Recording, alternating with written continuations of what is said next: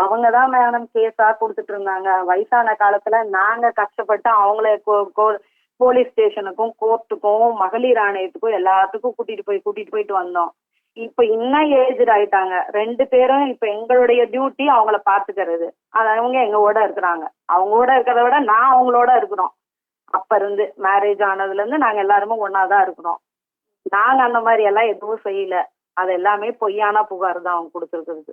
இந்த பையன் சொல்றான் நீங்க அவர் பேர்ல கேஸ் போட்டீங்க. இருக்கு மேடம்.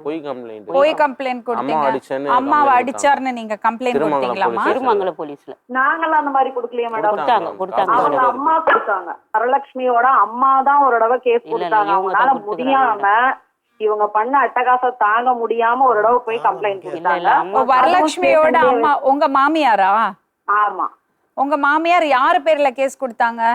இவங்க கொடுத்த ஒரு கேஸுக்கு அயனாவரத்துல கொடுத்த கேஸுக்காக இங்க ஒரு ரிப்ளை கேஸ் வந்து இங்க கொடுத்தாங்க மேடம். அப்ப ஒரு 3 இயர்ஸ் பேக் இது நடந்தது. இப்ப நீங்க அங்க ஒரு கம்ப்ளைண்ட் கொடுத்தீங்க.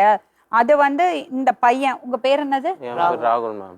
ராகுல். நான் வந்து கார் கேட்டு டார்ச்சர் பண்றேன் எங்க ஆயாவை, எங்க அம்மாவை அடிக்கிறேன்னு கம்ப்ளைண்ட். ராகுல் வந்து வரலட்சுமி அடிக்கிறாருன்னு நீங்க உங்க மாமியார் கேஸ் கொடுத்தாங்களா?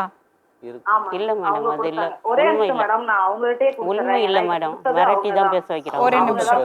அவங்கள மிரட்டி பேச வைக்கிறாங்க. மிரட்டி பேச